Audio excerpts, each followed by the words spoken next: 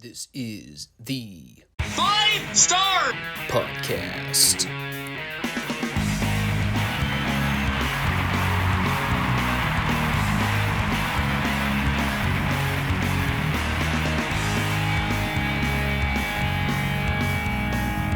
Let me talk to you.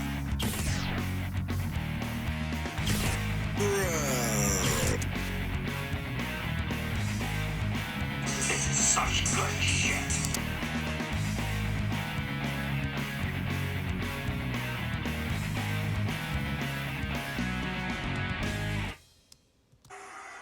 What do you guys want to talk about?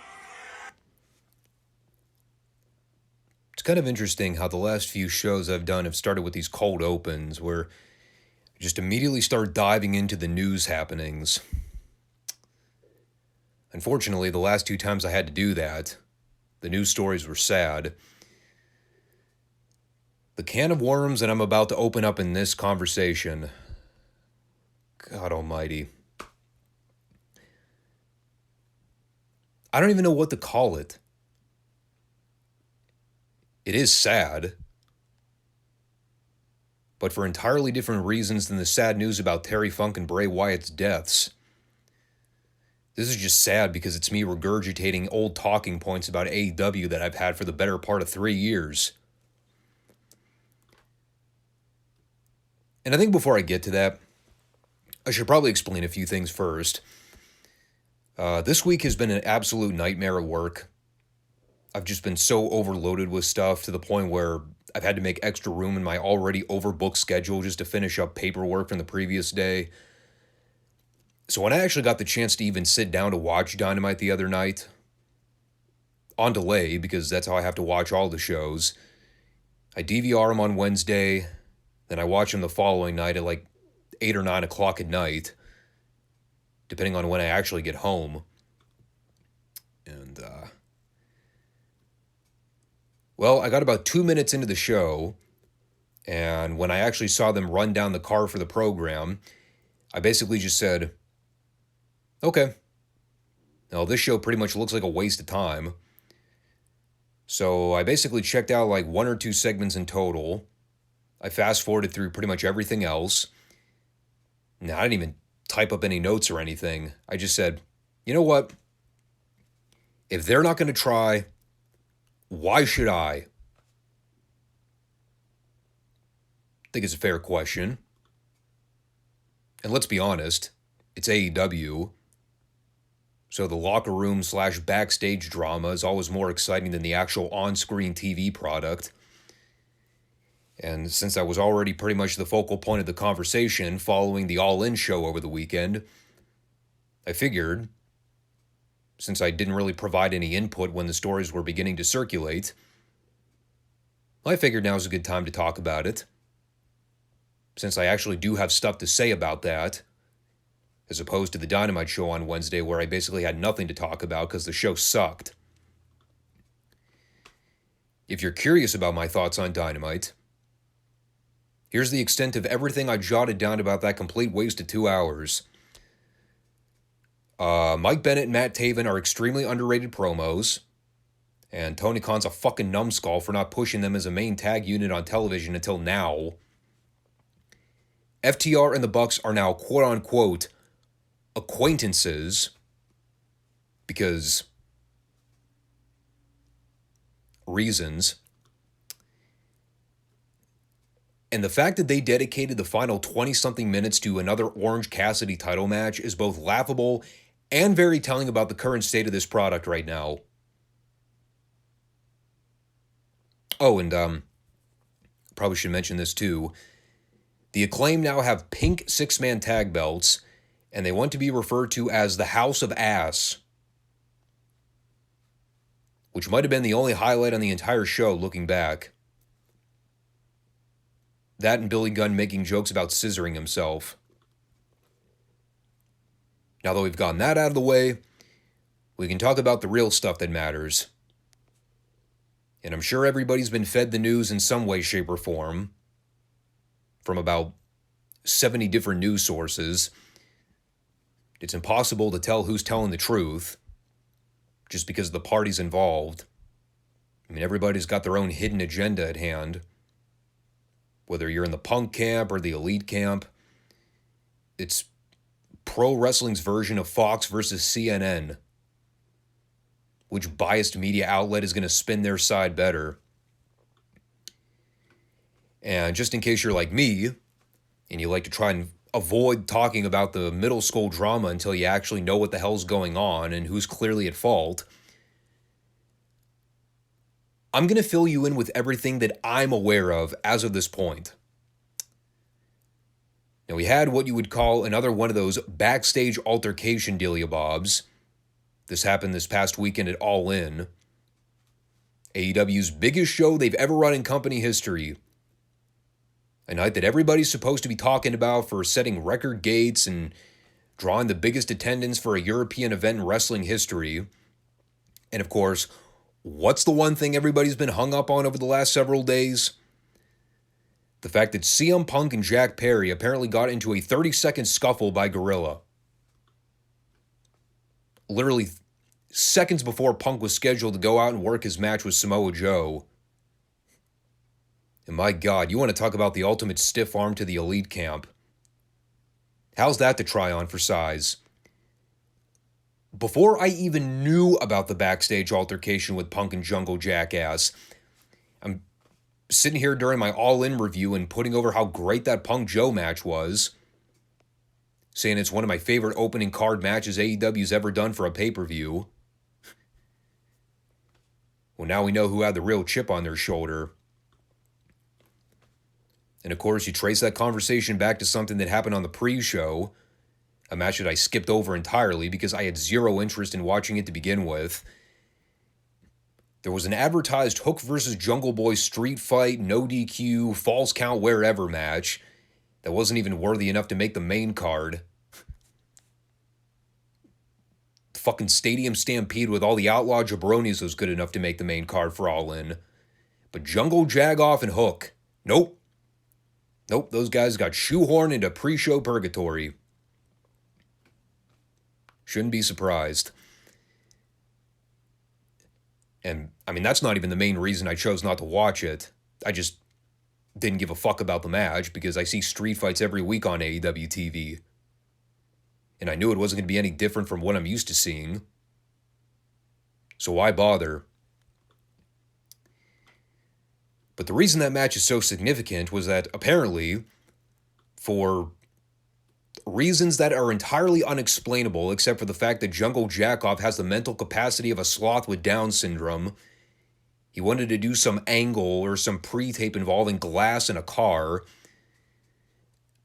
I guess as a way to write himself off the television and story, because apparently he's been meaning to take some time off, whether that's because he's hurt or something going on creatively, I have no clue. But the whole dilemma was that Jack wanted to shoot an angle with Hook using real glass. And, well, here's where the story kind of deviates, and we're basically getting two different sides of a conflicting story. One side is saying that CM Punk directly confronted Jack and said, no, we're not doing that shit. We're professionals, and we don't do that kind of stunt show outlaw garbage. And the other side is saying that other staff confronted Jack about the incident, and they told him the same deal, but because Jack didn't want to listen to them, those people apparently went to Punk and said, you think you could talk some sense into this idiot? So then Punk went to Jack and told him personally, no, you're not doing it. Now, which side is correct? I have no idea. The truth is probably somewhere in the middle there. But I think we can all agree that the part that is absolutely spot on is the fact that Punk told Jack no. But Jack insisted on doing it anyway because, well, again, he's an idiot. He's one of those troubled youths that think he doesn't need veteran advice to give him secondary opinions on anything to keep him from getting in his own way. Because he's obviously got that shit figured out, right? That's why he's been the same directionless, boring vanilla geek that he's been for the better part of 4 years. No growth, no progression, just the same generic, boring-looking dweeb he's always been. Now, in terms of the actual angle, basically there was a spot, or series of spots, where Jungle Jagoff and Hook were finger-fucking around on top of a car, and I guess there was a deal where Perry gave Hook a move onto the windshield of the car, and then he made some snarky comment toward the camera like, "Look at that, real glass, cry me a river," or whatever the ridiculous comment was. And you'll be shocked to hear that rubbed off on Punk the wrong way, who literally just got done telling this simpleton that he's not going to do some stupid, meaningless glass spot in a match for no reason. And apparently, here's the kicker, from what I've read going on in reports in that match, apparently, that wasn't even the fucking finish. Which is even more gravely offensive to me than Jungle Jackass going into business for himself and openly mocking Punk on live pay-per-view. The fact that you do a spot involving dropping a guy through a fucking car windshield, and then you just keep wrestling. You just keep doing your shit like nothing ever happened. Because again, I repeat, this kid's got it all figured out. So naturally, that led to things getting physical between both of them when they wound up crossing paths by Gorilla. And from what the reports have been saying on the whole altercation, doesn't sound like anything severe. Apparently, the story goes, Punk put Perry in some kind of standing front face lock or whatever. Both guys were quickly pulled apart by nearby spectators. And Punk went out to do his match. I guess Perry was immediately told to leave the building after the fact. I think Punk ended up being escorted out later on once cooler heads prevailed and he got back to his locker room to clean up following the Joe match. And then he went back to his hotel room.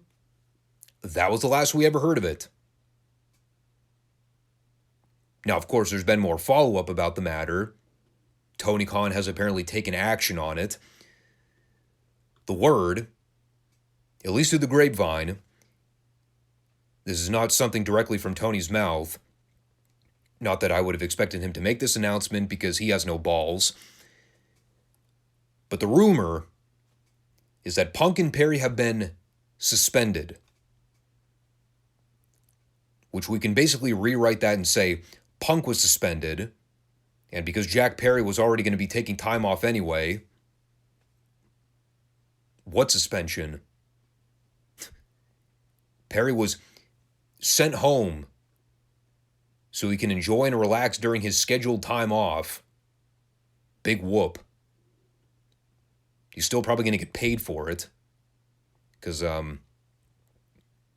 well, did I mention Tony has no balls? The real meat of the matter in the conversation is, who's in the wrong? Was it Punk? Was it Perry? Was it a combination of both? I'll share my input on the matter, and you can read between the lines as you wish. First off, let's back up for a minute. Let's ask the obvious question here. If Jack Perry wanted to shoot an angle to write himself off of TV, okay, fine. It's certainly more logical than what usually happens in AEW, where people just disappear and we never see or hear about them. At least a visual representation would give us clear indication of, okay, so maybe Jungle Jagoff's getting written off of TV for a while. Cool. The less I have to see of him, the better. Did the angle need to involve glass? That's the big issue. Punk is very privy to the outlaw hardcore garbage. You're not going to convince me that he doesn't sit around openly mocking the bullshit that we see on AEW, where people are rolling around on glass and thumbtacks, cutting themselves open from asshole to appetite, to coin a great phrase. Punk sees that shit. And he knows exactly who the perpetrators are. From his vantage point, and Punk has said this, he wants to represent professional wrestling in AEW. And when you got simple-minded dolts like Jack Perry saying, I want to do an angle with real glass, what do you think Punk's response is going to be? He's going to say, look, dude, we got enough people taking stupid bumps and needlessly cutting themselves open to amuse themselves. Those douchebags aren't drawing money to begin with. I'm looking out for your best interest, you moron. So no, we're not going to do the fucking glass spot. It's for your protection and everybody else's. Let's try to set an example here for everybody. Now, of course, that goes in one ear and out the other because he's talking to Jack Perry. It's not going to get over with him, brother. And, above all else, the fact that this entire conversation is solely based around the idea of a glass spot, that's the part that baffles me the most. You put me in a room with Tony Khan for 2 minutes, I can jot down 40 other ideas that are far and away superior to a stupid glass angle. You want to write Jack Perry off the TV? Do something involving a chair. Do something involving the ring steps. Or, here's a novel concept that's so crazy it just might work. If you want to do the glass spot, because apparently it's ever so important to do so, then work it. Show the camera crew running into the parking lot to film Jack Perry already laid out through the hood of a car. You can smash the windshield in, make it look legit. You don't have to film the entire crime scene in the act. There's something to consider. Would that take me like 30 seconds to come up with off the top of my head?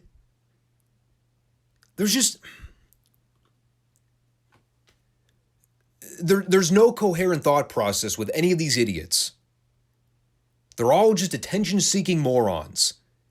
They think, well, if people see me go through the windshield, it'll be badass. Yeah. Maybe to all the hardcores that beat off to that kind of crap. The weird sadistic fucks out there that get sick pleasure out of seeing someone gouge their forehead open with fucking rusty fishing knives. How about the real wrestling fans? You think those people care?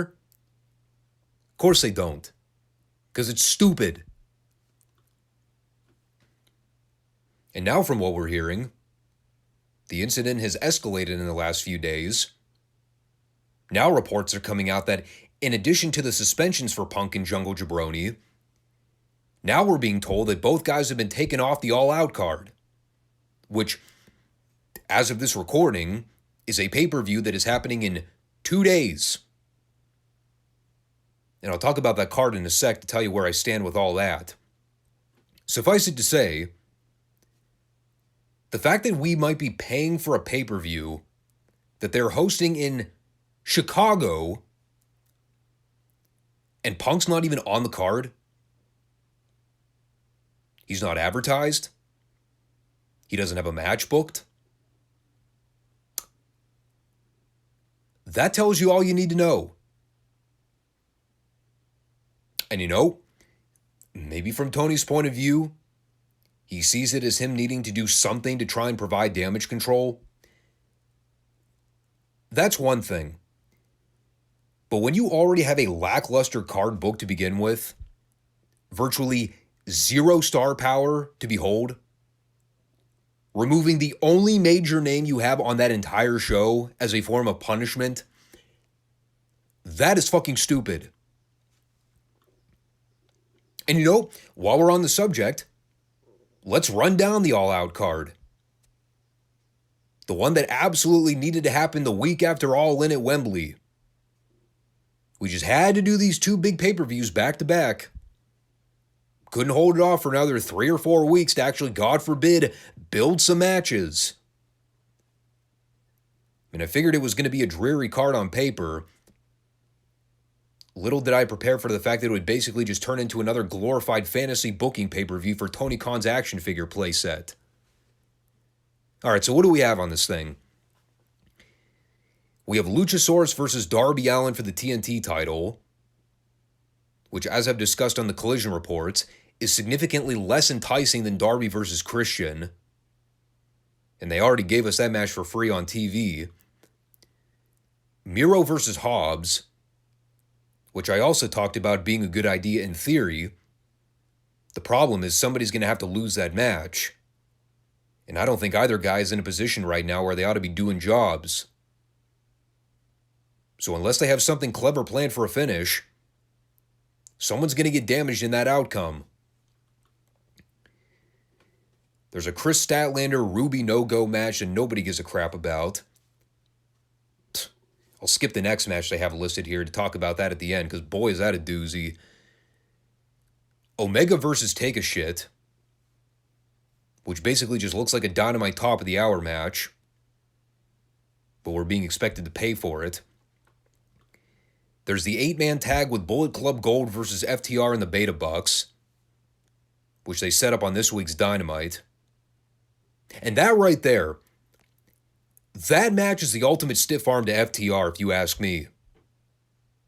So you're telling me the same two teams that literally just wrestled each other on pay-per-view less than a week ago, now 7 days later, we're supposed to buy that they're friends? Just like that, out of the blue. That they're going to willingly work as a cohesive unit? Despite having nothing in common from both a wrestling and personality standpoint? The epitome of oil and water? Those guys are going to team up? Tell you what that sounds like. That sounds like a load of bullshit. Plus, it's an 8-man, so you know what to expect. The Bucks are going to wrestle their style of match like they always do. FTR is going to try to idiot-proof it as much as possible. And everybody else will be along for the ride. But again, a case of a TV match being put on pay-per-view. Then we have MJF and Adam Cole defending the Ring of Honor tag belts against the Job Order. Alex Reynolds and John Silver. Seriously? Are you fucking kidding me? This is what your world champion is doing on a major pay-per-view event? He's working tag matches with underneath job guys? Well, right. Because, I mean, you all remember that time that Stone Cold Steve Austin teamed up with, I don't know, let's throw a name in there. Triple H. Yeah, it was Steve Austin and Triple H on pay-per-view, and you remember when they went out there and wrestled Al Snow and Dwayne Gill, right? And people paid for it. Yeah. That was a classic match from the good old days. It makes about as much sense as them booking Cole and MJF versus the Job Order. Except this is apparently happening. It is not a fever dream. Fucking absurd. Samoa Joe versus Shane Taylor for the Ring of Honor television title? What? Where? When? How? Why? I don't have an answer. Tony just went through his closet, found a Shane Taylor action figure, and said, yeah, that'll be cool. We already have a powerhouse versus powerhouse match on the card anyway, so why not have two? And make it considerably less meaningful. Tony Khan in a nutshell, people. There's also an Eddie Kingston and Katsuyori Shibata versus Flatwheel Yuta and Claudio Castagnoli match. Again, what? How? Who knows? But all of that is far and away inferior to what may actually be the dumbest thing that Tony's ever booked on pay-per-view. And I've actually heard rumors that this is being contemplated of going on last. And I'll tell you what. if they actually main event with Jiffy Lube car mechanic Moxley versus the company fucking mascot,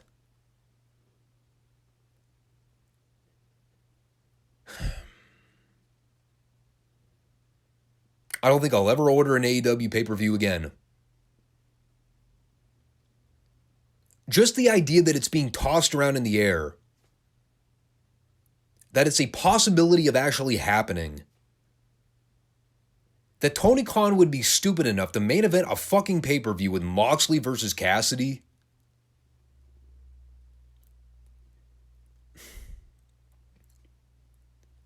I don't even have the words to describe the idiocy. It's ballsy, no doubt. That is quite the power move on Tony's part. To think he'd actually consider doing something that idiotic. Main eventing an all-out pay-per-view with Jon Moxley versus Orange Cassidy. For the fake toy belt that Tony put on the mascot because he gets a kick out of the act. And again, I remind you, this is not free. This is something we're being expected to pay full pay-per-view price to witness.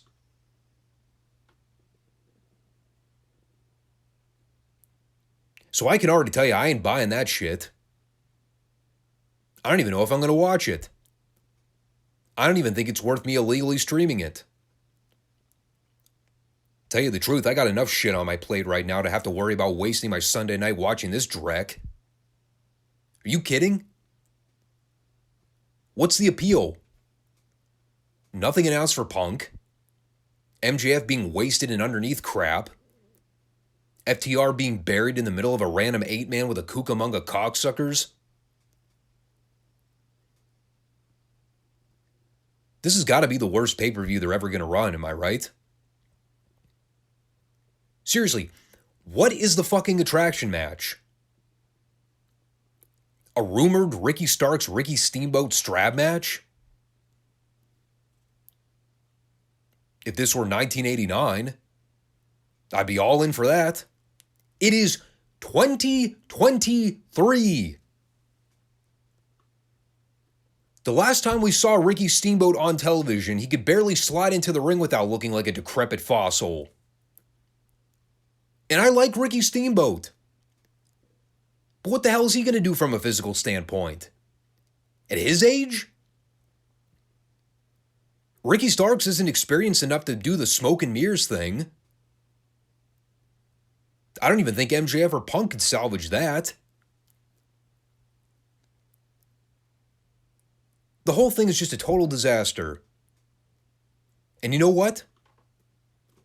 I don't sympathize with Tony. Because you know why? He does it to himself. He has no backbone. He has no authority. He allows the inmates to run the asylum. He lets these situations boil over until the boys have to take charge under their own volition. And in the case of Punk, I fail to see how he's in the wrong. He told a green, inexperienced jackoff no. The dumbass tried to defy him, and he paid for it. Simple as that. If Tony wasn't going to put his foot down and say something, then Punk's the next guy up the food chain that needs to say it. To save Jack Perry from his own stupidity. And I know I constantly go back to the old talking point of old versus new generation, but I'm sorry. I'm part of the old generation. It's how I was brought up. It's not a matter of taking it at face value that older people are always going to have the answer to everything. But most of them have been around the block long enough to actually have valuable criticism. Punk telling Jack Perry, no, you're not going to use real glass to shoot a wrestling angle. And Jack Perry telling him, actually, yeah, I am going to do that, and if you don't like it, then do something about it. Punk giving him a receipt is absolutely warranted. I don't care. It's the same thing a Harley Race or a Dusty Rhodes or a Ric Flair or an Ole Anderson would have done if any young guy tried to step on their toes and embarrass them.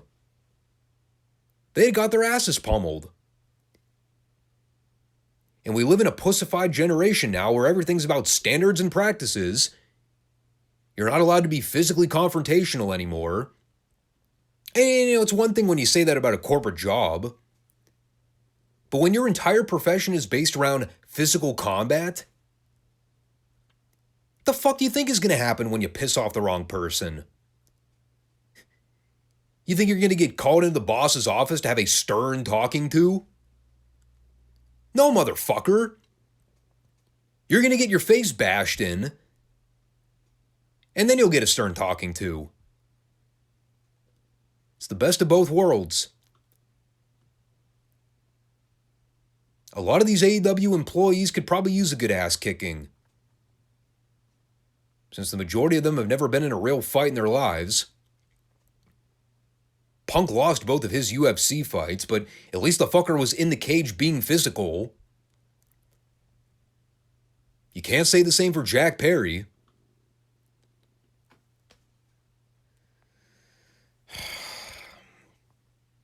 The whole thing is just retarded. Everything from what's happening behind the scenes, the lack of leadership in the chain of command, it's just... like, what do you even say anymore?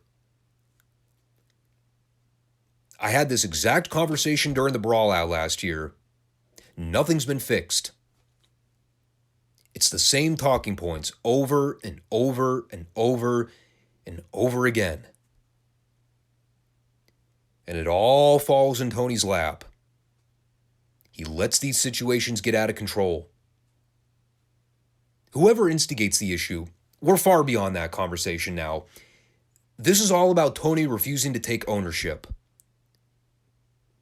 Suspending two guys for getting into a physical altercation, you really think that's going to solve the issue? Removing Punk from the Chicago pay-per-view, you really think fans are going to take too kindly to that? How about we up the ante, Tony? You want to be the boss? Fucking fine both of them heavily and establish your role as the guy in charge. And if you need to revert to firing people, maybe that ought to come up in the conversation. And if it's between Punk and Jungle Jackass, I think I know whose contract I'd be holding up for review. Who's the bigger draw? Who's the more long-term sustainable name? Who's the guy they need to keep on good terms with the company? Who's the guy that's not dispensable? Some people aren't going to like hearing this, but I'll say it. If Tony fired Jack Perry today, it would make no overall difference to the bottom line of AEW. He is completely dispensable. Firing Punk is different. I wouldn't even consider peeling back that layer of the onion. Because I'll tell you this much. If you think WWE wouldn't jump at the first opportunity to try and bring Punk back, knowing he already had one foot out the door with AEW, you're crazy. Cody was the first one to take advantage of that opportunity. And you know what? Things have been looking pretty good for him lately. You don't think Punk is cognizant of that? You don't think he has that stewing in the back of his mind right now? It's not out of the realm of possibilities for him to be the next to jump ship. Just remember that. Hell, I never know what to expect with these Crockett shows every week now. Seems like it's a guessing game of who's going to show up next. I talked about last week how we had an entire hour-long episode of Studio Wrestling with 0 appearances from all the major stars. It was a very odd taping schedule. So, I kind of went into this one with no expectations. The question is, did lowering the bar make the show better? Well, it started off promising when we saw Tully Blanchard and Nikita Koloff in the cold open. That's at least two big names that were left off of last week's show. Speaking of people being left off the show, no David Crockett. And more often than not, when David's not on the show, we hear that he's on assignment. I don't even think Tony addressed it this week. Could have been eaten by crocodiles and we never would have known. In any case, he did the usual opening rigmarole, town plugs, big upcoming matches, all that jazz. And then we go to our first match on the program this week. It is Lex Luger versus Cougar Jay in the Battle of the Blonde Mullets. Now, of course, among the ongoing top storylines in Crockett Promotions at the moment, you have the Dusty Luger feud for the United States Heavyweight title. So Tony's putting over Dusty's new move, the Weaver Lock, which is a modified sleeper hold. During this 7-minute match, Tony spent about 5 of those 7 minutes trying to put over the significance of the Weaver Lock, which was somehow highly more intriguing than watching Luger's wrestling. It's a very paint-by-numbers Luger squash. Lock up, flex pose, lock up again, flex pose, lock up, hair flip. He did some relatively boring mat work for a while, and then he won with the rack. Did I sum that all up in about 20 seconds? I also suggested the match only went 7 minutes. It might have been 7 hours when all was said and done. And then we cut over to the booth for an awesome JJ follow-up promo. He's talking about Dusty's Weaver Lock and how Dusty was so desperate to try and find a way to beat Luger, he had to stoop to getting on his hands and knees, begging and pleading for Johnny Weaver to train him on how to properly use the Weaver Lock, what was once a great professional wrestling sleeper hold. But of course, Dusty, the slime ball that he is, his version of the Weaver Lock, is nothing more than a blatant choke hold. And we saw it on video. When Dusty put Luger out in the locker room, it was clear as day. Dusty applied an illegal choke. And now Luger was there to kind of reinforce those talking points. And then he just started trailing off and rambling about God knows what. Something about while Dusty grew up in the back of a pickup truck, Luger was sitting at home listening to Mozart, Beethoven, and Tchaikovsky. And I was actually floored that Luger was able to pronounce Tchaikovsky without bumbling over himself. What that all had to do with anything, your guess is as good as mine. You always know it's a bad sign when the boys are openly telling the camera team, "Don't wrap me up, pal." Ric Flair is the only one that ever got away with that. Elsewise, it's totally obvious that whoever's cutting their promo is completely lost. And boy, was Luger lost. And then we came back for gorgeous Jimmy Garvin versus John Savage. They had what I can best describe as a technically sound professional wrestling bout. They exchanged plenty of holds. And after Garvin wrestled Johnny down on the mat for a few minutes, he fired up on him and won with the brainbuster. And then we went back to ringside for what had to have been the most white meat babyface Jimmy Garvin promo of all time. He's now referring to the studio crowd as the super fans. You see, because it is the super show on the super station. So naturally, the audience must be super fans. They were super something. Anyway, Garvin talked about Dusty and Luger for a minute. He quoted Aretha Franklin. He claimed there was no way Dusty's sleeper hold is an illegal choke. And then he talked about how Ron Garvin's ready for Ric Flair. All the intense training, the film he studied.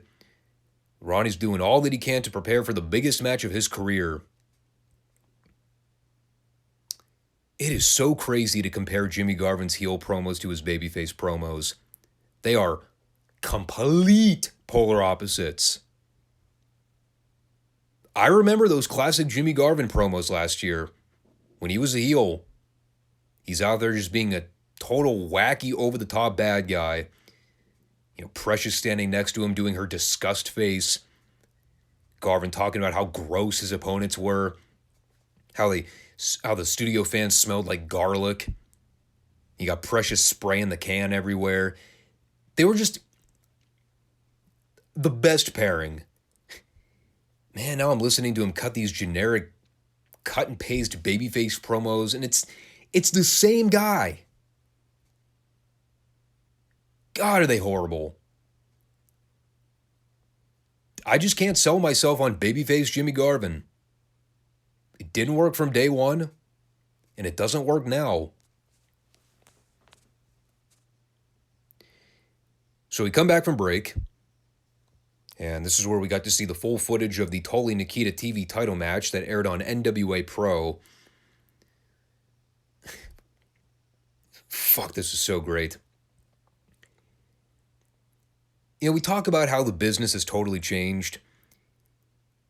Even going back to the 80s when you still had passionate, rabid fans at these television tapings, they literally scream nonstop through the entire match.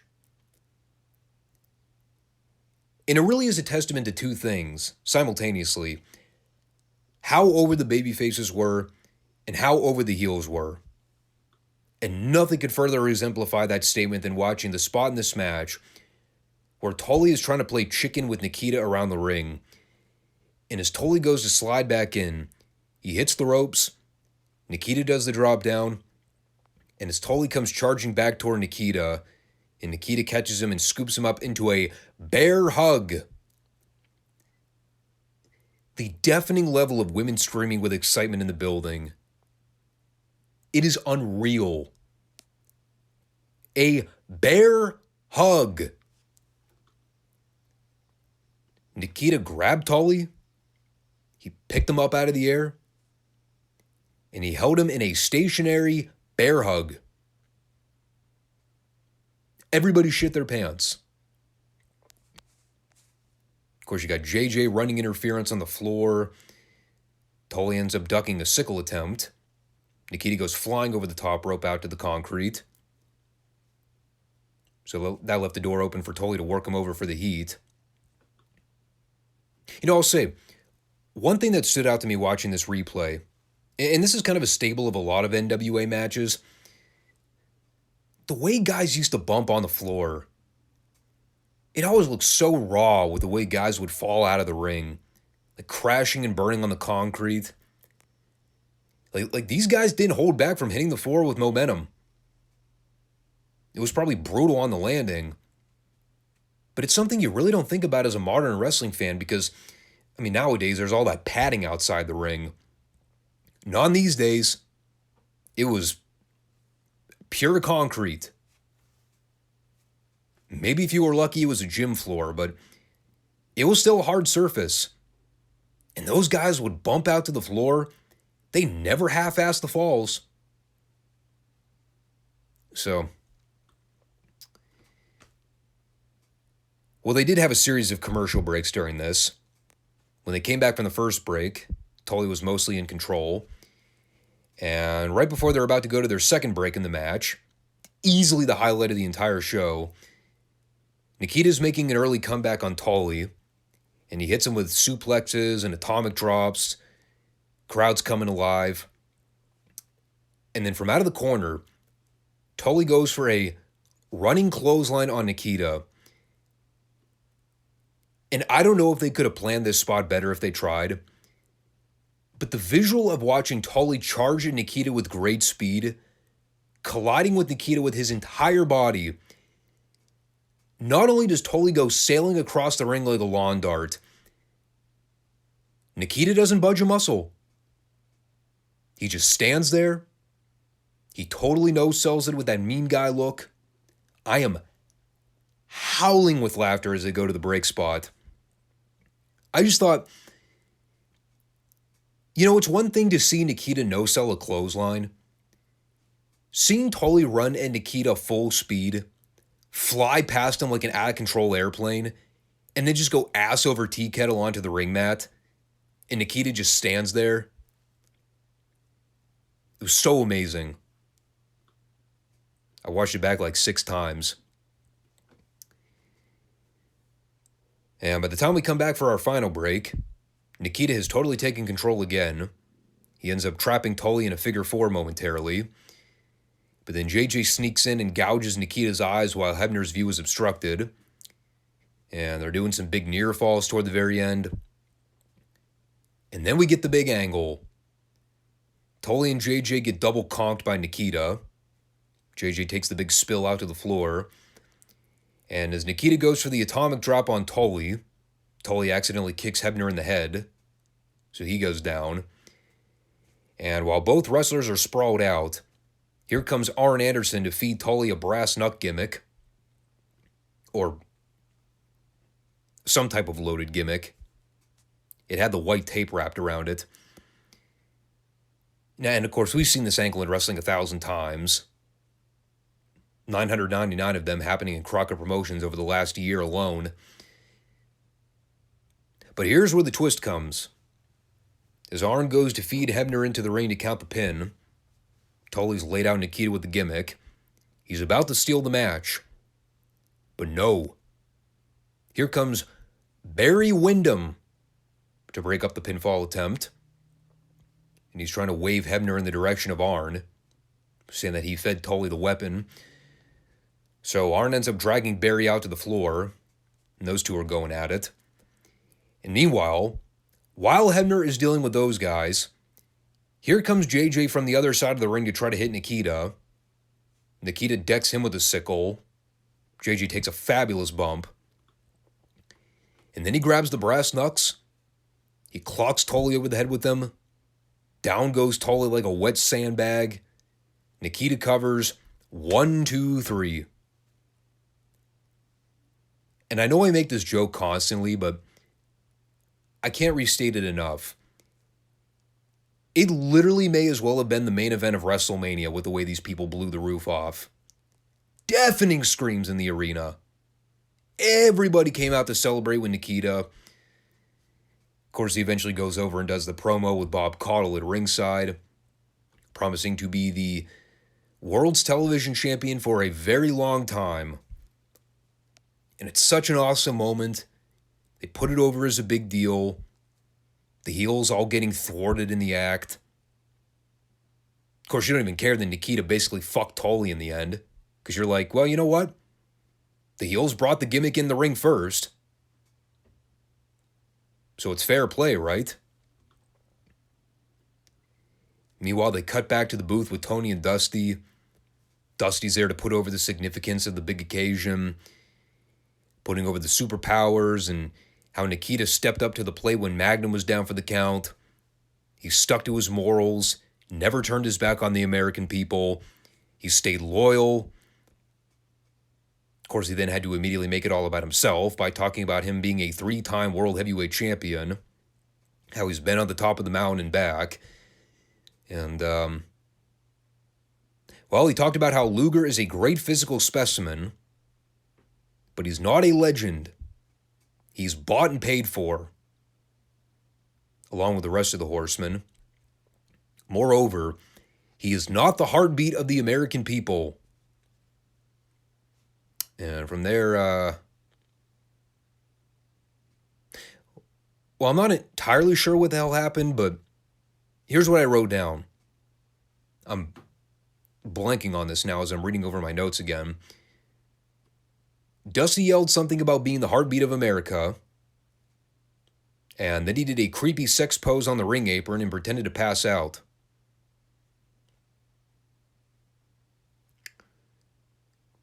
I wrote that down. It totally sounds like something Dusty would have done. So, well, you can imagine my surprise when we come back from break. What should our next televised match be but the Mod Squad versus Kendall Windham and the Italian Stallion?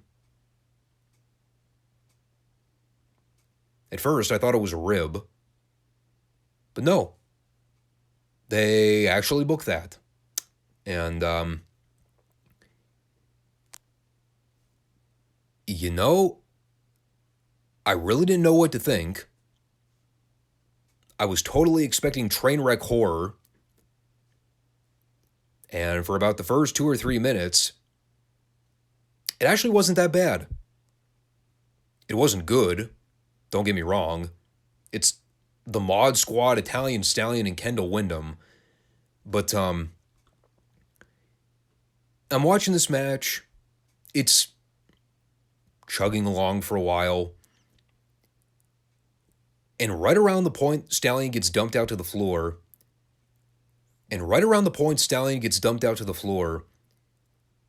that is when I remember Tony Schiavone saying, well, folks, this match has surpassed the 5-minute mark. And just so you all know, NWA TV matches have a 10-minute time limit.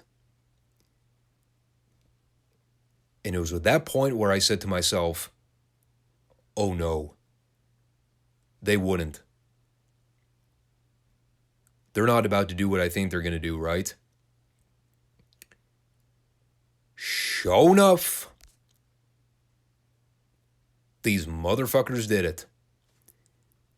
They booked a Mod Squad versus Kendall Windham Italian Stallion match to a 10-minute Broadway.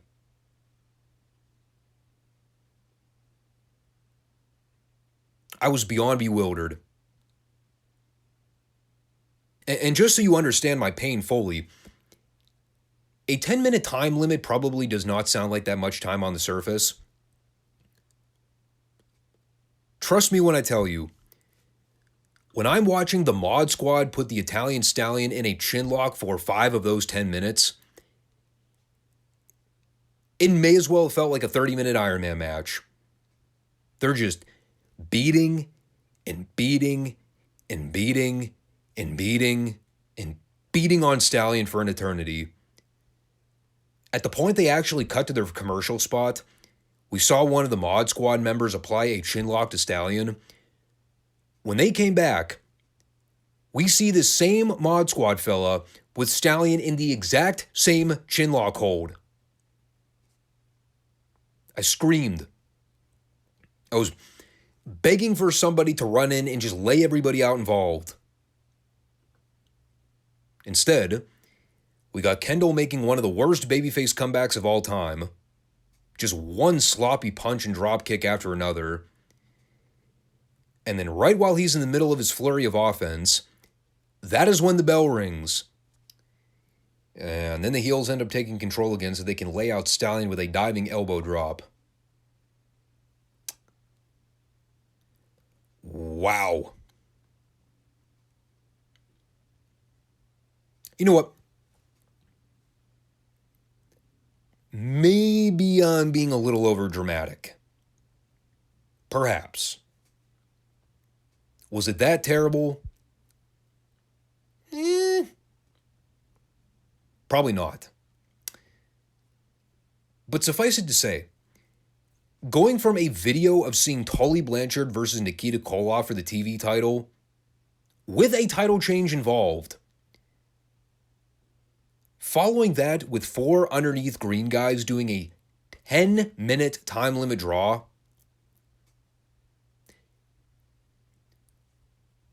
quite infuriating. And the match was no good. I stand by that. Remember what I said about Kendall Windham, too. We're going to be seeing plenty more of him on these NWA shows in months to come. Spoiler, he does not get any better. What we're seeing now is what we're getting. From now until the end of time. So buckle up.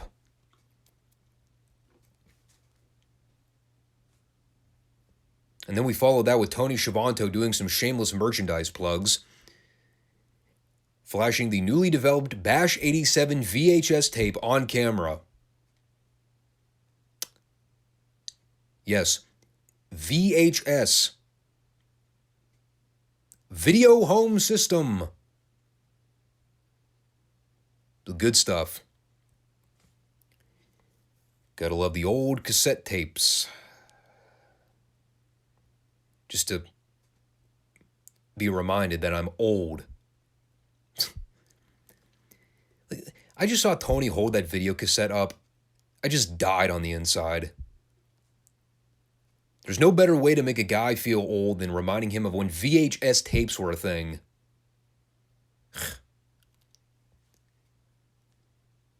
What's next? You gonna dish out the Betamax recorders? I mean, those were even before my time. It was cool seeing the Bash 87 cover on the tape, though. Never owned a copy of it, unfortunately. I don't think my brothers ever bought the 87 VHS either. They didn't have much of a collection to begin with. If they ever did own it, I never saw it when we were going through and cleaning out their collector's items. But it was a rather nostalgic bit of television. And then the Mod Squad came over and did a promo. I have no idea what they said. Something about wanting to challenge the Rock and Roll Express. I didn't care. And then we pitched back to the ring for Jimmy Valiant versus Tim Hardy. And my God, Tim Hardy. The quintessential definition of a giant tub of mayonnaise. Just a totally rotten looking job guy with the worst body. Thank God Jimmy killed him in a minute. That might be an insult to mayonnaise, by the way. I've seen mayonnaise jars with better body definition than Tim Hardy. So from there, we cut to some syndicated program where David Crockett was interviewing the Horsemen. And the whole fam family was there. Flair's out there doing the Horseman shtick, saying that with the track record they have, they'll have enough wealth to last them through the year 2030. Which is kind of scary if you actually think about how close we're getting to 2030. And for all intents and purposes, the Horsemen are doing quite well for themselves. Some in better physical shape than others, yes, but no, they are still alive. But that's all the promo was. Putting over how awesome the Horsemen are. Nothing new to report on there. Water is wet. The sky is blue. Diamonds are forever, and so are the Horsemen. Just like they tell us week after week.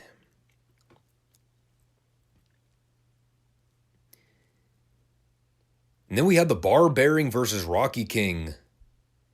And I was rubbing my hands together for this one.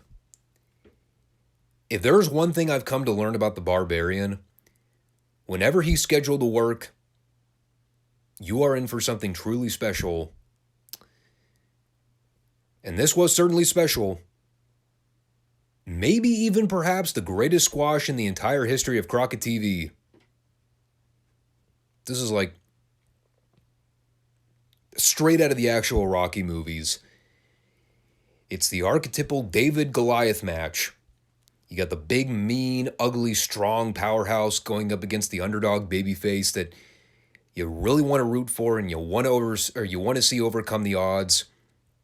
Rocky's in there throwing everything he has at this big monster. Barbarian's just shrugging him off at every turn. Rocky's going for arm bars. Barbarian just shoves him away. Rocky goes for the big body slam. Barbarian just overpowers him and tosses him around like a sack of shit. He's in there snarling and stalking Rocky around the ring. Fucking Paul Jones out on the floor with that evil grin. Every moment of this was awesome. And finally, Rocky gets dumped out to the floor. Paul gives him a few stiff kicks to the gut while Teddy was distracted. Rocky tries to fire back on Barbarian in one last ditch effort to make the comeback. But it doesn't go according to plan. And finally, Barbarian ends this massacre with a diving headbutt for the 3. Brilliant squash. Just the perfect pairing of two guys to work the big heel versus small babyface match. And you're watching Rocky fight and fight the whole time. He's not giving up. You're just waiting for him to gather up something in terms of an offensive comeback. And he gets a few hope spots in there. But Barbarian shut him down. And you're like, damn. He almost had him. Can't give this enough praise. Why couldn't they make this the 10-minute draw? Instead of that fucking Kendall Windham match that killed the crowd. I could have gone for seeing these guys wrestle another 10 minutes. At least the action was fun.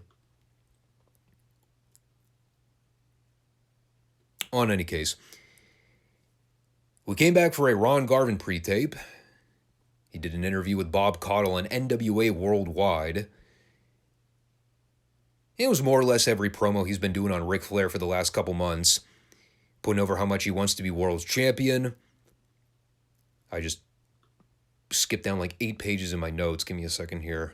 What were we talking about? Oh yeah, the Ron Garvin promo. Yeah, so he's putting over how much he wants to be the guy, how he's going to get his revenge on Flair for all the horrible shit the Horsemen have done to him. And well, he also tells the girls if they want to ride Space Mountain, they better do it quick, because Ron Garvin's going to come and close down Space Mountain for good. He told us we don't have to flip our calendar pages much further to set the date for when Ronnie becomes the new NWA World Heavyweight Champ, because it's coming very soon. And he's certainly one line about that. Very soon, in fact. Coming up within the next 3 or so weeks, actually. And then we had Denny Brown versus Mike Jackson. And their continual efforts to try to get Mike Jackson over as the Alabama Junior Heavyweight Champion. Because they just randomly decided one day that they needed to introduce another meaningless regional title into the promotion. And here's everything you need to know about this match. They did some fine back and forth wrestling. Crowd was actually pretty into it for the most part. As always, Mike Jackson's work is good. Denny Brown is Denny Brown. They did some fun reversal spots at the end. It's a lot of ping-pong back and forth moves from both guys. Vince's favorite term, the seesaw match, pal. And then we actually had a really creative finish here that I wish they would have stayed on for a little bit longer before cutting away. So Jackson goes for the German suplex pin on Denny, but it's one of those pinning predicaments where both guys' shoulders are pinned down. So Denny actually ends up releasing one of his shoulders before Teddy counted the pin. But Mike thinks he has the match won. Turns out his shoulders were still down. So Teddy ends up awarding the match to Denny instead. And we've seen that finish in wrestling before. The bridging pin where both guys have their shoulders down, but one guy actually gets it up at the last split second. I liked it. I just wish they didn't pull a Mike Tenay moment here where they immediately went to the back. Because that's pretty much what happened. They do the pinfall. Literally 2 seconds later, they're pitching a commercial. Definitely could have stayed on that for a bit longer. But it was fun. I enjoyed it. I don't know how much longer they stick around with this Mike Jackson push on TV.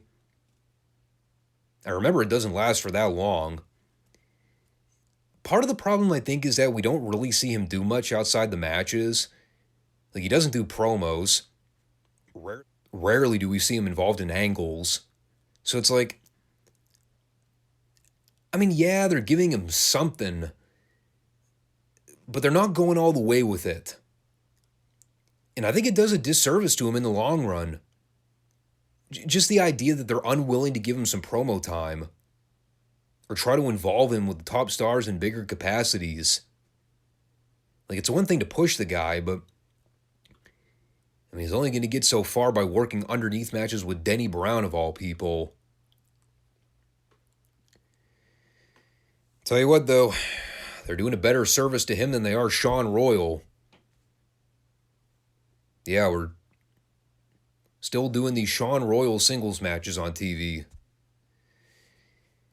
Whatever scraps are left of the defunct New Breed, they're still milking that for all it's worth. Anyway, he wrestled... Who the hell did he wrestle? Did I even write it down? Oh, I did. Larry Stevens. Were you expecting somebody more notable? Sorry if I let you down. I also hope I don't let you down in my report of this match. Here's everything I wrote. They do some moves. Royal worked Stevens over in a few holds. And then he won with a diving knee drop. Did I miss anything important? All signs point to no. We did, however, get a somewhat comprehensible promo from Sean Royal after the fact, wherein he actually addressed the current status of his partner, Chris Champion. He did mention that Champion was in a severe car accident not that long ago. And we've been talking about that on the last several shows. That is well documented. He promised that 4 weeks out from now, Chris Champion would be back in the ring, which I cannot confirm is being true. I know Chris Champion comes back at some point, but 4 weeks? Seems a bit too early to me. And we know Sean doesn't stick around for that much longer. So, whatever this New Breed reunion was he was preaching doesn't come to fruition. He did vow that they would be back in the ring to futuristically destroy the competition until the year 2002 and beyond. Which is actually kind of funny. 2002 was the milestone. Beyond was a fever dream. So after Sean left, here comes JJ to sort of recap the footage we saw earlier with Tully and Nikita. And he's, of course, claiming that Nikita was the one that brought the foreign object in the ring to begin with. And he said, in an adverse situation like the one we saw earlier, it can do one of two things to a group like the Four Horsemen. It can either break them apart, or it can bind them together and make them stronger. So he pitches us some footage on another syndicated TV taping where, following a rock and roll squash match, Tully and Arn hit the ring to immediately jump Ricky and Robert. They hit Ricky with their double-assisted gourd buster. Robert sent them powdering with a chair.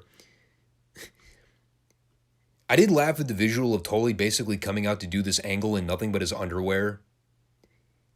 It is entirely possible they were skin-tight workout shorts. That is about the best I can give it. But,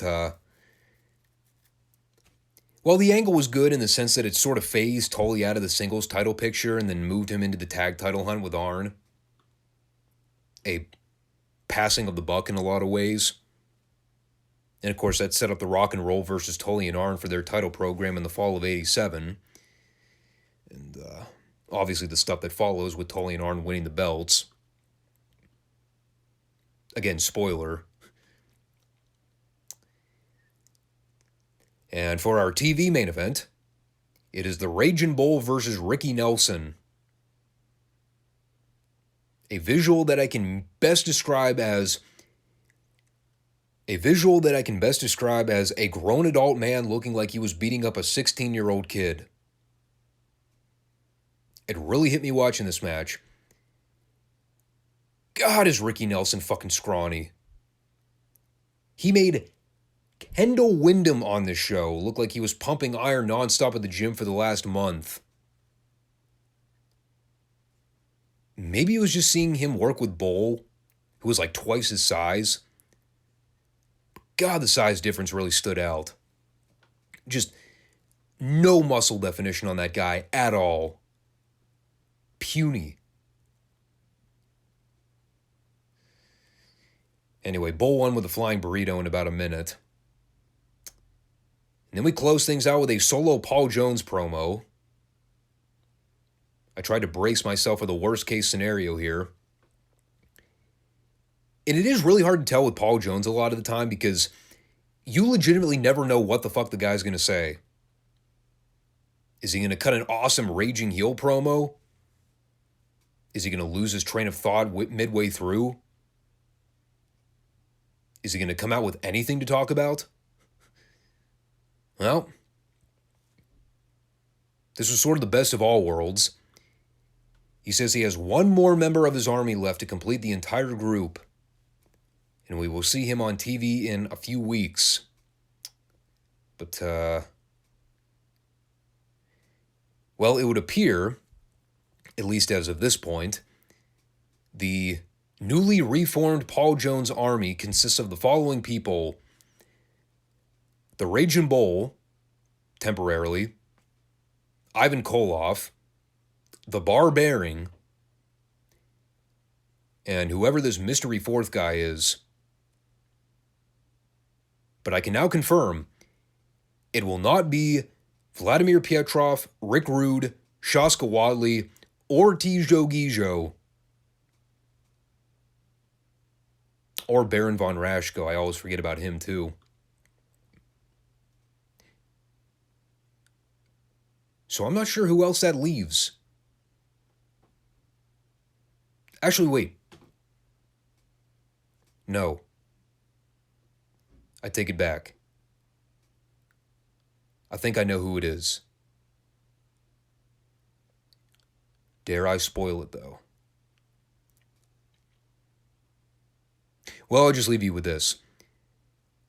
If you know the Barbarian's career well, he did work in a tag team with another famous guy.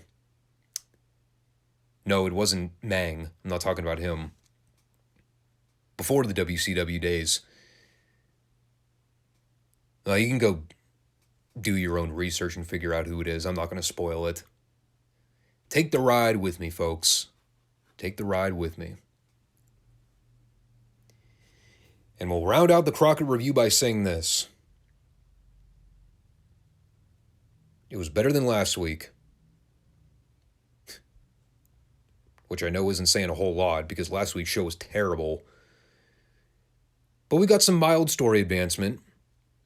Some of the squashes were fun. The Tully Nikita title match was a lot of fun. At least we saw some top star power on the program this week. Goes a long way. When the stars are absent, it leaves a giant gaping hole in the TV product. But seeing the Horsemen back in a featured capacity, it made all the difference in the world. All right. I'm going to do my best to try to scramble through this world-class report because I really didn't have a whole lot of time to actually take thorough notes on the show this week. This ended up being one of those I have it on in the background while I'm trying to eat dinner and send emails and wipe my ass all at the same time. I mean, I hate doing that because I'm actually trying to be systematic with how I go about these classic review shows. But I just haven't had a whole lot of downtime this week. It's been bam, bam, bam, chaos, more pandemonium. It's hard to have a personal life. Which I'm okay with. I like the chaos. It keeps me on my toes. But, yeah, the opener this week was kind of interesting. It's George Weingroff versus Gentleman Chris Adams, which was more or less a babyface match. If you were sort of ignorant to the world-class run for Chris Adams, you probably wouldn't have thought much of it at the time. However, we're, at least I think we're coming up on a pretty significant development with Chris Adams on TV. Throwing a lot of spoilers out there this week, but, I mean, he does eventually turn heel. I can't really recall the timeline, but it's cool when you think about the way they laid this match out. Yeah, a lot of it was technically mat-based. Adams didn't do anything outlandishly heelish or anything, and there was no tight polling or eye gouging or anything like that. But he was definitely in control for a lot of the offense, to the point where they were basically giving Weingroff a little bit of a comeback at the end. And the lead into Weingroff's comeback was actually a little scary at first glance. They do one of those tumble spots out to the floor where Weingroff caught Adams in a fallaway slam position coming off the ropes, and they both went over the top rope and then crashed onto the concrete. But the spill looked pretty gnarly. I mean, I always cringe when I see guys bouncing over the ropes like that, just waiting for somebody to accidentally get hung up by their arms or legs, or even worse, their neck. Thank God that didn't happen. But they exchanged a few more spots at the end until Adams rolled them up in a schoolboy for the 3. Like I said, no subtle teases of a heel turn or anything. But it was definitely the kind of Chris Adams match where I'm not really used to seeing him work that style. Almost like they were dipping their toe into a darker side of Adams without explicitly going there. So it was good foreshadowing. Good stuff. What wasn't good was the next match. Luckily, I didn't have much to say about it, so I'll spare you the horror of what perpetrated the screen for 3 minutes. It's Killer Khan versus Mike Gallagher. Khan beat him up with the world's worst chops and then somehow won with a middle rope knee drop. Hideous. At least it was short, though. And then we had a great follow-up interview with Gino Hernandez. Great in the sense that Bill Mercer, being the driest interviewer of all time, makes it a million times better than it has any right to be. So, well, let's sort of break down what's been going on here with the whole Gino story on TV. It is ridiculously convoluted. It's on the precipice of being downright stupid. Somehow Gino's the only person that can manage to pull this off, though. For those of you wondering, the story is Gino was on drugs. He has somehow become so delusional that whenever a blonde female is in the same room as him, he somehow mistakes her for Stella Mae French. I'm not kidding. That's the story they're running with. And it's hilarious because he's going over the whole timeline of how Stella's cost Gino 2 big matches over the last month or 2. First, she cost him the match with Ric Flair because of a run-in with a 2x4, which I don't think we ever saw air on TV because, well, I would remember something like that. She also cost him the American Heavyweight title to Mike Von Erich. And the best part is that while he's ranting and raving in Mercer about the Stella thing, he gets to the conversation about Mike and how she was sitting at the timekeeper's table distracting Gino the entire match. And Bill Mercer, without missing a beat, totally nonchalantly just goes, "That wasn't her." Just total deadpan. And Gino blows him off and tells him to shut up. It was so well timed. And the rest of his promo was him pretty much telling the fans to shut up every 5 seconds. Which was great because while he's in the middle of yelling at Stella to stay out of his business, blah, blah, he's also yelling back at the fans to shut up in the middle of his dialogue. But he never missed a beat. He never lost his train of thought. Stella May, shut up. I'm sick of you sticking your nose in my... Shut up, business. And the next time I see you try to interfere in my matches and cost me... Shut up, my victory. You're going to get a receipt. Shut up.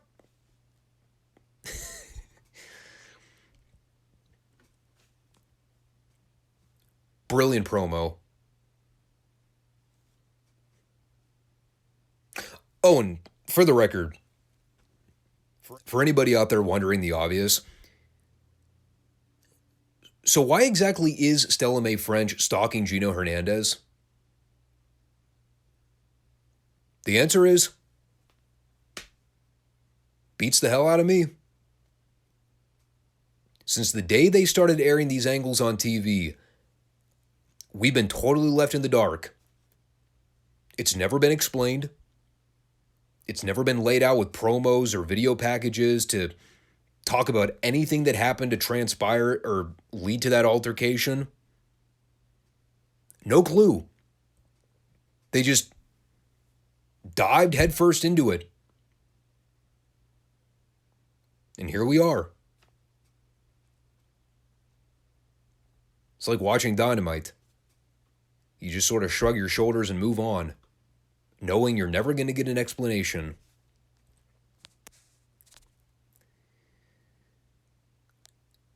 So from there, we get this PYTs versus Iceman King Parsons Skip Young tag match.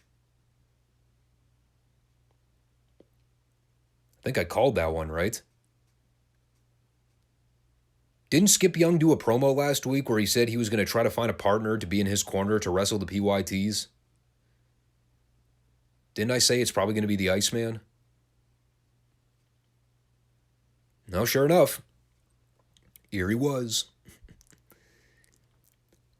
God, this match was so much fun. But before I talk about the spots here, we have to address Norvell and Coco's ring gear, because I couldn't get over this. I have no idea where the fuck they came up with this color scheme, but it was such a heel getup. It's basically one of those Jerry Lawler-inspired ring trunks where the trunk portion is one color and then the actual leggings were a totally different shade.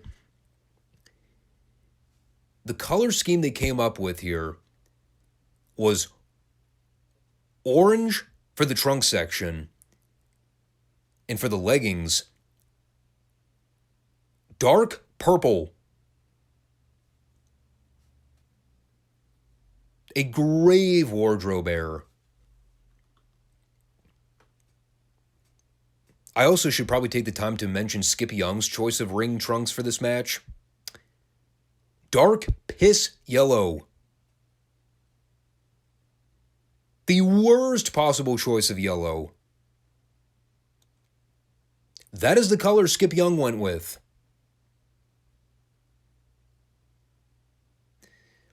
Now, in terms of the actual layout of the match, it was all very basic.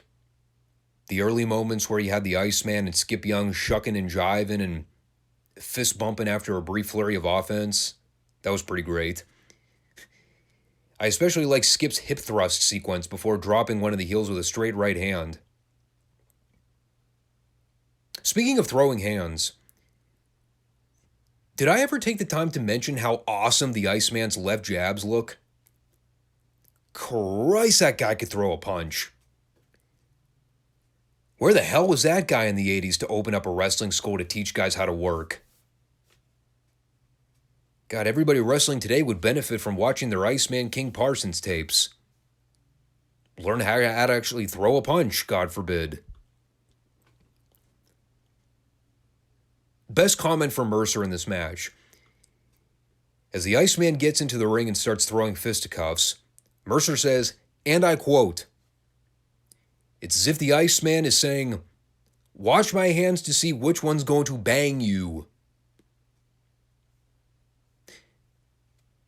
Now, this caught me off guard at first, because prior to me going back and listening to everything in context, the only words that I heard at first were, "Which one's going to bang you?"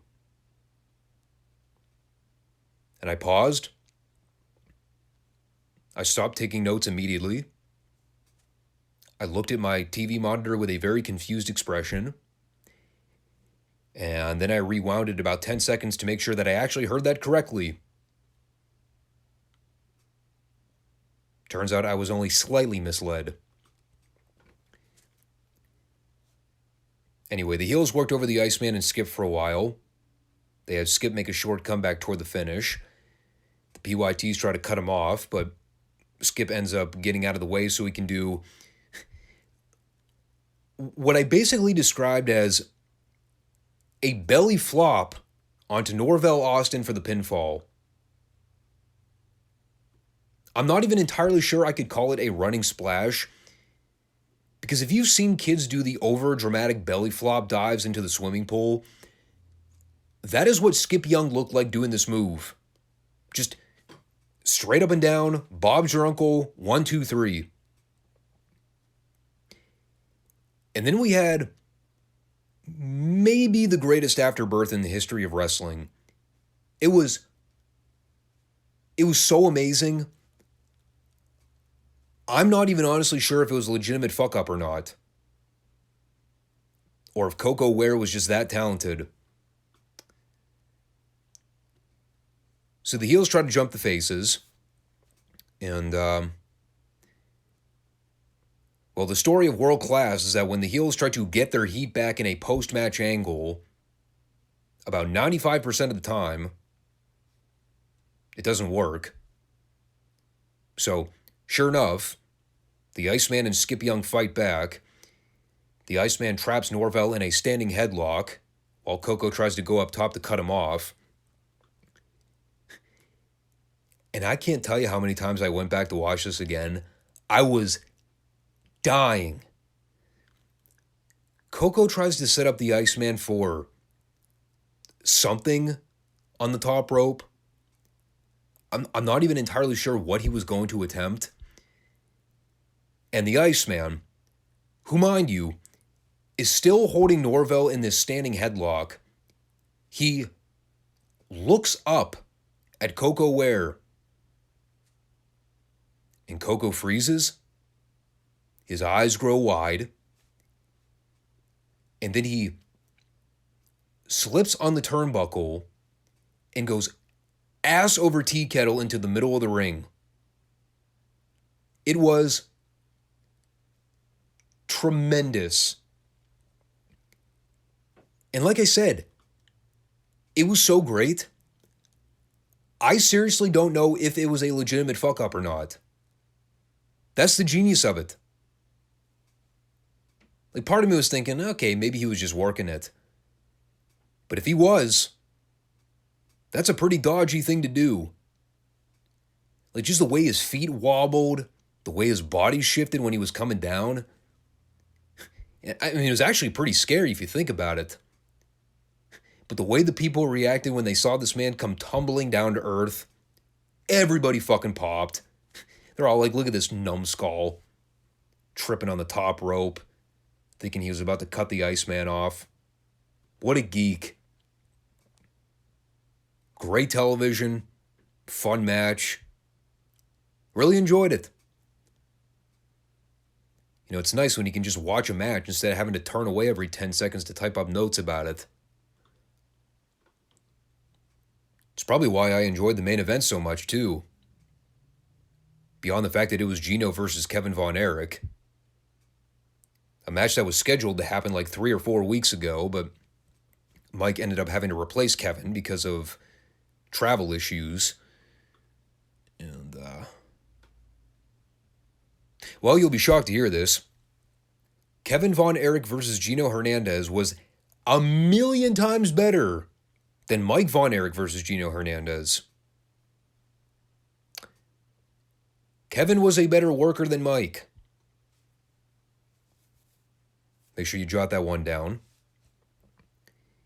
I mean, it's every Gino match you've ever seen on Dallas TV. He's out there bumping and selling for like 90% of it. Kevin's in there running roughshod over him almost the entire time. And occasionally you have Gino cut Kevin off and work him over for a bit. But, I mean, when I go back, there really was no extensive heat angle or anything. And as the match kept going, Gino started playing around with his wrist tape to loosen it, obviously with a devious plan in mind. Sure enough, Kevin had the claw locked in on him at one point, and Gino used the tape to try to illegally choke him. And they're going back and forth at the end. Kevin tries to lock in the claw on Gino one more time, but Gino gets into the ropes to force a break. And while Bronco's trying to move Kevin away from the ropes, Gino's reaching into his tights for a foreign object. Sure enough, just like the Crockett Show we reviewed, it's those dastardly fake brass knuckles with the white tape wrapped around them. Boy, that gimmick got around back in the day, didn't it? Everyone was passing it off to each other in some way, shape, or form. So Gino decks Kevin with them. He gets the visual 3 count. Bronco initially doesn't see what happened. And then we had another classic trope to world-class matches. Talked about the 95% turnaround rate when the heels would try to gain the upper hand by beating up the babyfaces post-match. How that usually fails. Here's another common turnaround for world-class. The reverse decision, where the heels get caught in the act. And who should be there to break the news this time but Stella Mae French? I'll be damned. Gino's not delusional after all. Here she was, live and in living color. So Stella hits the ring and immediately tackles Gino to the ground. And she's throwing fucking bombs on this dude. Gino's doing his best to cover up, but I think it really was one of those Jesus take the wheel scenarios where you just hope to God she doesn't pop you in the mouth too hard. Because Gino was covering up for everything he had.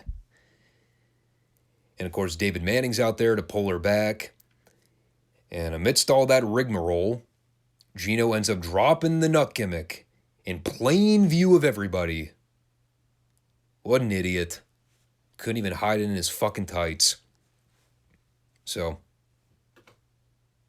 there's your infamous reverse decision. Because Lord knows Kevin had to win this match. Gotta send the Dallas faithful home happy. I mean, all joking aside, it was a very good match. And I like Kevin's interview with Bill afterwards, saying the next time he gets Gino in the ring, he better bring a cannon, because nothing's going to stop Kevin. To which I noted, call me crazy, but I think a cannon is perfectly capable of stopping a grown man dead in his tracks. Maybe everybody except Stella Mae French. I don't know about her. I mean, she seems like the type of woman that would just Chuck Norris the fuck out of that ball and punch a hole right through it. So. But at least it's confirmed. Gino Hernandez is not on drugs. He was in fact being targeted by Stella Mae French all along. Well, that's good to know. We're not all crazy. Yeah, God knows Gino Hernandez wouldn't want to be seen as crazy to the Dallas fans. But this was a fun show. Very fun show, in fact. Kind of took a step in the right direction of getting back to the old Dallas TV formula. A lot of action. You know, they're attempting to move stories ahead. We had mostly the top key players on this show, so that helps. I mean, the Killer Khan match was the weakest thing, but at least it only went 3 minutes. So at least it was harmless. No. Harmless enough for a Killer Khan squash. It may be harmful if you go out of your way to seek out Killer Khan squash material. For the sake of your mental well-being, I suggest you don't. But there you have it. And that'll round out another one of these stellar FSWR shows. And since I kind of did another cold open this week, I'll go ahead and throw these notes out at the end. Make sure you guys subscribe, comment, like the show, and do everything you can to support the channel. I'm going to be doing some evaluating this weekend because the